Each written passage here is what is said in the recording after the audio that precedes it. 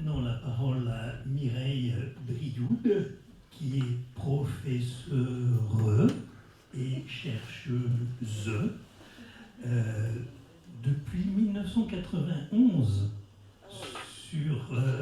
même avant, 85 en fait, le depuis début 1985, sur l'œuvre de Violette Leduc, dont le texte le plus célèbre sans doute est Ravage, que vous pouvez trouver encore en livre de poche, mais Mireille Brioude vient à l'automne 2023 avec deux autres spécialistes de publier cette nouvelle édition qui est passionnante et en plus un très très bel objet.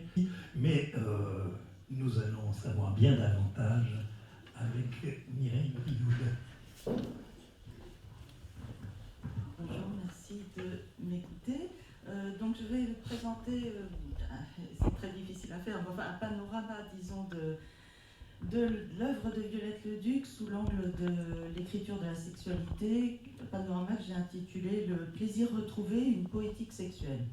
Donc je parlerai d'abord des premières œuvres, Écrire le monde, Écrire le désir, avec l'asphyxie, la famille, trésors à prendre. Puis j'accentuerai effectivement les problématiques autour de Ravage et Thérèse et Isabelle, que j'appelle le récit sexuel comme acte de bravoure. Puis je m'intéresserai à l'autobiographie scandaleuse, puisqu'elle a été notamment avec La Bâtarde en 1964, suivie de La folie en tête en 1970 et La chasse à l'amour, publiée de manière posthume en 1973. Donc Violette Leduc est née à Arras en 1907, non reconnue par son père. C'est sous le signe de la bâtardise qu'elle écrira son œuvre, donc contre la morale sexuelle d'une époque, celle des années 1950-1960. En 1942, elle s'était réfugiée en Normandie, dans le petit village d'Ansin, en compagnie de Maurice Sachs, homme de lettres. Maurice Sachs l'encourage à écrire ses souvenirs, car, dit-il, elle commence à l'emmerder avec ses malheurs d'enfance. L'asphyxie naîtra donc de cette injonction de Sachs, homosexuel, qui ne sera jamais son amant. En 1946, ce premier ouvrage de Violette Leduc est effectivement un récit de souvenirs, une autobiographie sans progression chronologique, une sorte de kaléidoscope de 21 courts tableaux qui évoquent la violence de la mère ou au contraire la bonté de Fidéline, la grand-mère trop tôt disparue.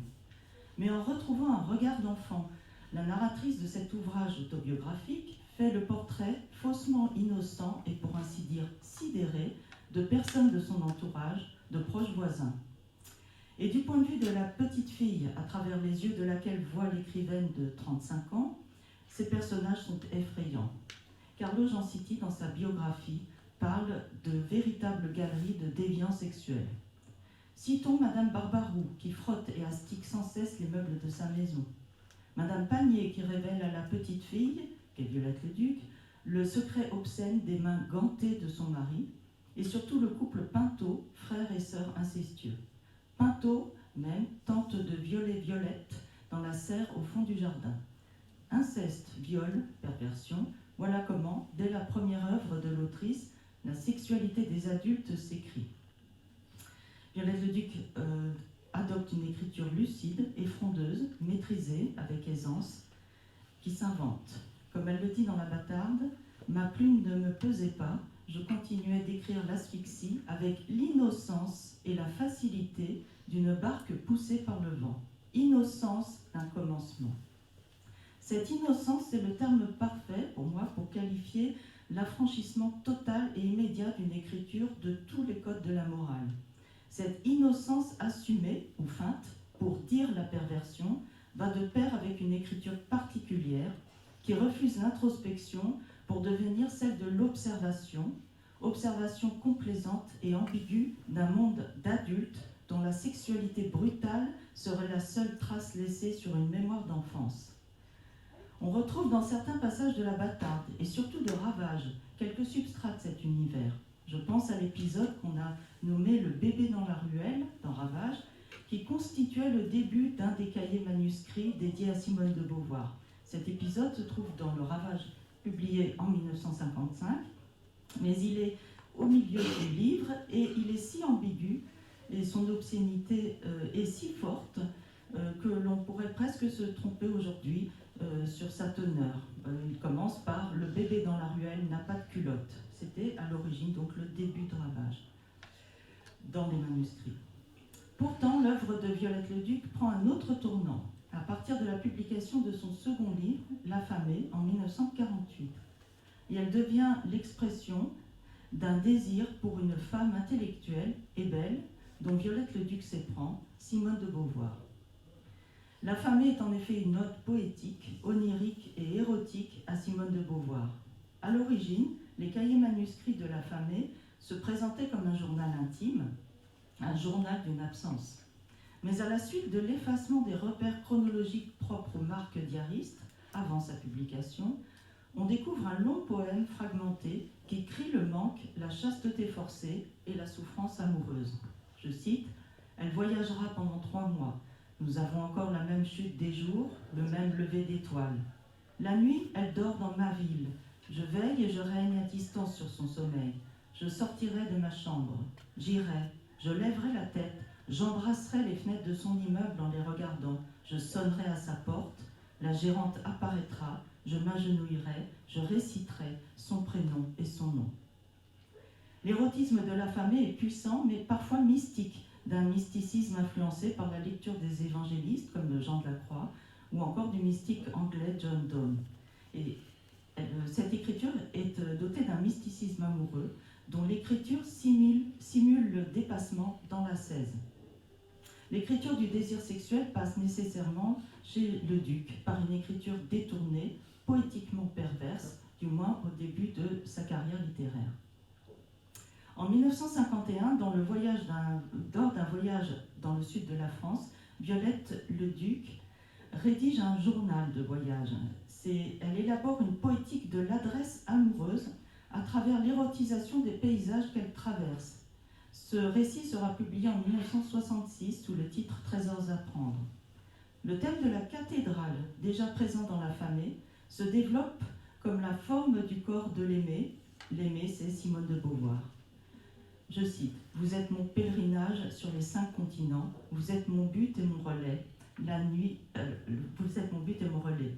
C'est une malédiction de rêver en dormant. J'ai rêvé que vous m'aimiez, madame, et je savais que je rêvais pendant que vous m'aimiez. » La narratrice, alors, est prête à rencontrer un paysage, un monument, prête à rencontrer la cathédrale d'Albi, par exemple, et à y reconnaître intensément Beauvoir, celle dont la chair se fait pierre. Je cite, « Je vous ai rencontré, madame, dans la couleur, dans la forme, dans la pierre d'une cathédrale. Le matin, à midi, le soir, à minuit, j'ai effleuré le grain de votre peau avec mes doigts, avec mes cils, avec mes joues. Moi, religieuse, dès qu'il s'agit de vous, j'ai frôlé avec mes lèvres l'épiderme ardent de la cathédrale. Vous, c'est elle, vous, madame, ma beauté solide. Vous êtes ma cathédrale albigeoise, vous êtes ma forteresse. J'ai mon chemin de ronde autour de votre taille. J'ai revu votre front dans la pierre enflammée de la cathédrale. » C'est dans Trésors à prendre, enfin, que surgit un motif central, le plaisir solitaire comme source d'inspiration, de recréation et de compensation de l'absence. Par exemple, la narratrice reste 3 jours dans un hôtel et elle dit s'être aimée elle-même en pensant à madame, car ainsi nomme-t-elle Simone de Beauvoir dans toute son œuvre. Je reviendrai sur cet aspect important de l'écriture de la sexualité chez Leduc. À cette époque, entre 1946 et 1951, on constate que cette écriture du désir pour un corps interdit dans les 3 œuvres que j'ai mentionnées passe par un détournement poétique. Mais dans la correspondance qu'elle entretient en particulier avec Simone de Beauvoir, l'expression du désir est beaucoup plus hardie, tout en demeurant proprement parlé magnifique. Dans une lettre à Simone de Beauvoir, datée du 31 décembre 1945, Violette Leduc fait quelques allusions au journal qui deviendra l'affamée, à la première rencontre au Café de Flore, un 6 mai, au renoncement, enfin, qui est le renoncement à l'amour physique partagé avec Simone de Beauvoir. Je cite la correspondance. « Je fais régulièrement mes exercices de renoncement et quelquefois j'obtiens des résultats. Ces jours derniers, il suffisait de penser que vous existiez dans un pays de neige ou de soleil à Paris. Je réfléchis à ce que j'écris. Pendant 1 an, votre loyauté, votre franchise, votre indifférence lisse et sûre comme un marbre ont été mes appuis. Je vous écris souvent par cœur. J'ai renoncé au journal qui fut d'abord un calmant, puis un excitant. Je vais le continuer, je ne me laisserai plus aller à la surenchère. Mais je vais peser un instant sur votre journée quand vous lirez ceci. Enfin, cela est plus vrai, plus profond, plus vivace que cette lettre. Cela paralyse l'écriture. Cela, donc ce pronom démonstratif qui enserre dans une même étreinte le renoncement et le désir. À ce stade, on peut se poser la question suivante. Est-ce que la volonté de Leduc de dire cela, le sexe, ne constituera pas dans ses œuvres à venir l'unique voie pour échapper à l'impossibilité d'une écriture amoureuse, une écriture dans laquelle dire le plaisir, la souffrance et l'aveu sont, sinon impossibles, du moins constituent le plus grand défi pour l'autrice. Que signifie alors dans l'œuvre de Leduc l'émergence du texte le plus scandaleux et le plus érotique de la première moitié du XXe siècle, Thérèse et Isabelle? La première partie de Ravage est censurée par le comité de lecture de Gallimard en 1954. C'est Thérèse et Isabelle. C'est le plus grand texte érotique de Violette Leduc et aussi un des plus grands textes érotiques du XXe siècle. Je voudrais insister sur la façon dont ce texte, scandaleux pour l'époque, est devenu mythique, au point d'avoir été ôté de l'édition initiale de Ravage. Pourquoi ? Jacques Lemarchand, membre du comité de lecture de Gallimard, qualifie ce récit des relations sexuelles entre 2 compagnes de collège avouées, Thérèse, premier prénom de Violette Leduc, et Isabelle, sa compagne. Voici comment Jacques Lemarchand qualifie ce récit dans sa note de lecture. L'histoire des collégiennes pourrait constituer un récit assez envoûtant si l'auteur consentait à entourer d'un peu d'ombre ses techniques opératoires. Le livre est pourtant publié en tirage à part, à de rares exemplaires, à partir d'un faux brouillon commandé par Jacques Guérin, riche industriel mécène et ami de Violette Leduc. Et Thérèse et Isabelle connaîtra, malgré son amputation de Ravage, un succès d'estime, car elle sera finalement publiée par Gallimard en 1966, puis dans une version plus complète que j'ai apportée aujourd'hui, en 2000, par Carlo Giancitti, toujours chez Gallimard. Entre-temps, le texte sera largement repris et intégré dans L'Abatard en 1964. Et aujourd'hui, nous l'avons réintégré dans cette première partie censurée de Ravage, dans cette édition 2023, qui est ainsi un hommage à titre posthume, ainsi qu'une réparation. Thérèse et Isabelle est bien un texte érotique en tant que tel, puisque la relation charnelle est l'objet du texte. C'est sans aucun doute parce que cet objet est clairement circonscrit que l'ouvrage a tant choqué, plus que parce qu'il s'agissait d'évoquer l'amour entre 2 femmes.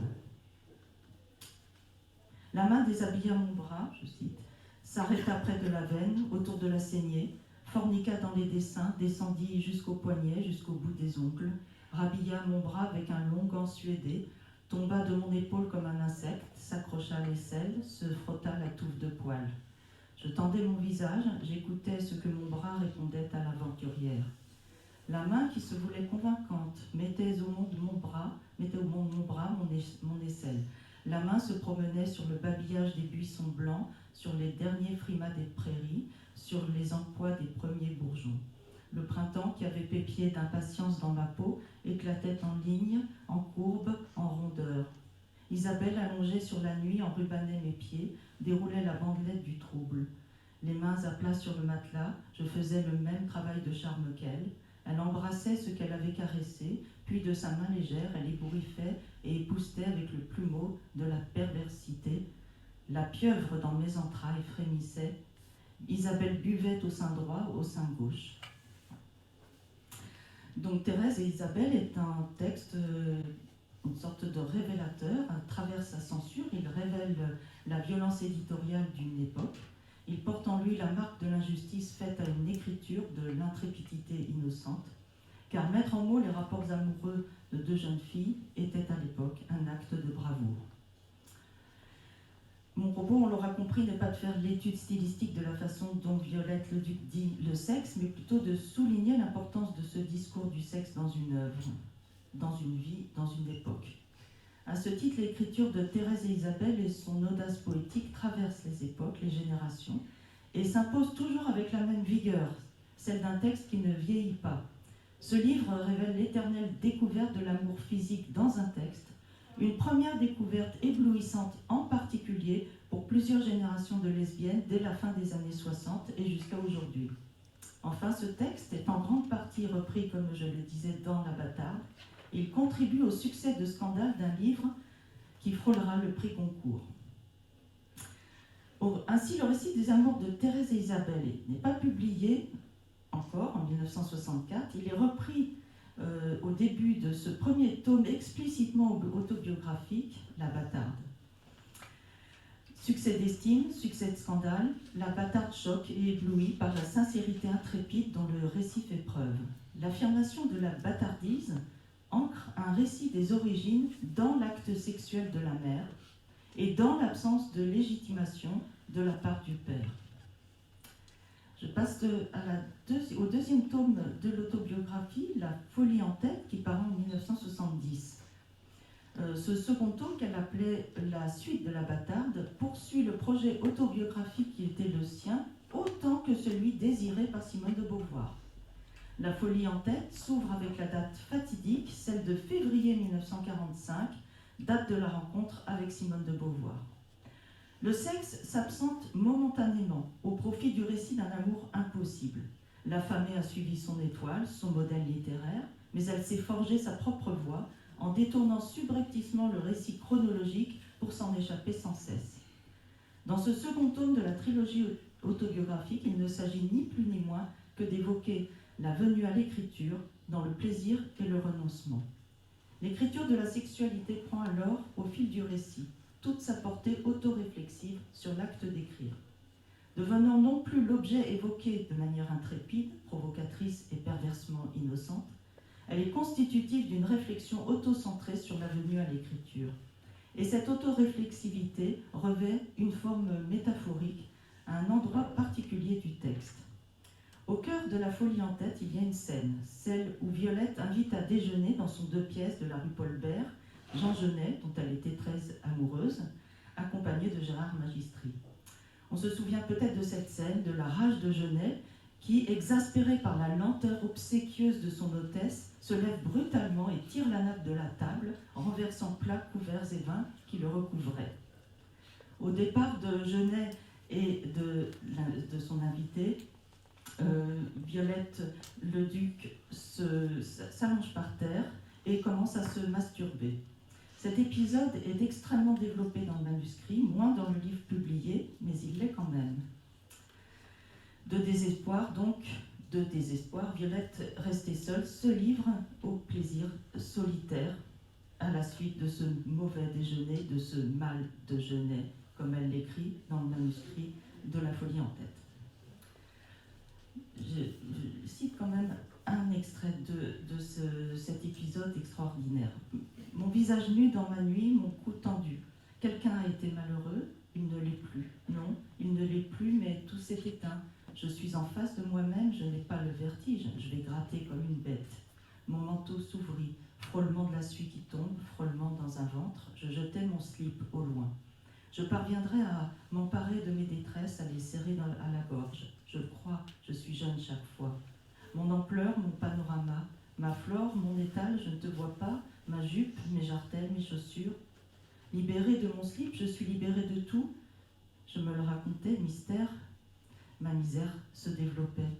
J'irai au fond des mers, je retomberai sur ma litière. Ma mécanique, mon vertige, ma vitesse, mon zénith. Mes jambes, mes pastels, tout cela va me pourrir et me détruire. L'avalanche irréelle, le grand soleil de l'absence. D'un point de vue féministe, les pages suivantes, c'est un des rares moments où Violette Leduc se montre délibérément féministe. Ces pages montrent pour la première fois une femme qui décrit donc par le menu ses gestes et assume le plaisir désespéré qu'elle éprouve. tout en concluant de la manière suivante. Solitaire, maudit, isolé, martyr de la solitude, ne vous frappez pas pour si peu, j'aurai bientôt 60 ans, je suis plutôt fière de le signaler, ma vigueur me revient plusieurs fois par an. Je cède à cette monotonie vertigineuse. Pas une plage de tendresse pour se reposer après, comme après l'acte d'amour à deux, le feu a tout brûlé. L'écriture du plaisir solitaire inscrit doublement l'enjeu de l'écriture de la sexualité chez Violette Leduc. D'une part, cette écriture pousse hardiment les frontières de l'érotisme en littérature, mais d'autre part, elle est révélatrice d'une conception de l'écriture de soi qui trouve un mobile, pour ne pas dire une légitimité, dans la quête du plaisir retrouvé. La folie en tête est l'ouvrage autobiographique qui offre, à travers l'écriture érotique, un regard spéculaire sur l'acte d'écrire et surtout sur sa motivation profonde. En ce sens, l'écriture fait de l'auto-érotisme un mode opératoire, la source d'un travail de mémoire, trouvant dans la sensation érotique le reflet de l'invention d'une poétique du plaisir et de la perte. Avec le troisième tome, La chasse à l'amour, il vient un moment où, dans l'œuvre de Leduc, la sexualité cesse d'être un objet, un support, un contenu, pour en devenir la métaphore de l'écriture. Écrire, c'est se prostituer, c'est aguicher, c'est se vendre, écrivait-elle dans La folie en tête. Écrire, c'est tremper sa plume dans ses ovaires. Écrire l'amour, le plaisir, dans Thérèse et Isabelle, c'était le vivre de nouveau. Et il en est de même dans La chasse à l'amour, pour la relation qu'elle évoque avec René, un maçon rencontré et dont les amours avec donc Violette sont largement évoqués. Avec ce troisième tome de l'autobiographie, on retrouve une sorte de lyrisme érotique qui fait résonance avec celui qui est déjà visible dans l'œuvre censurée Ravage.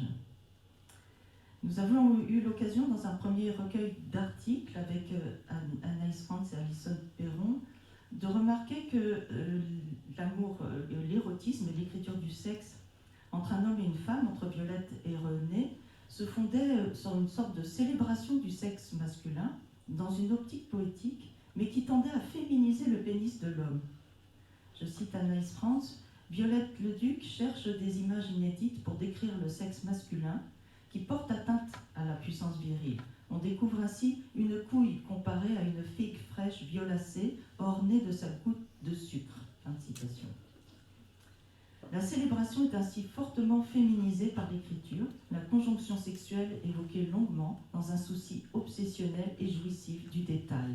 L'évocation de la jouissance est devenue une jouissance.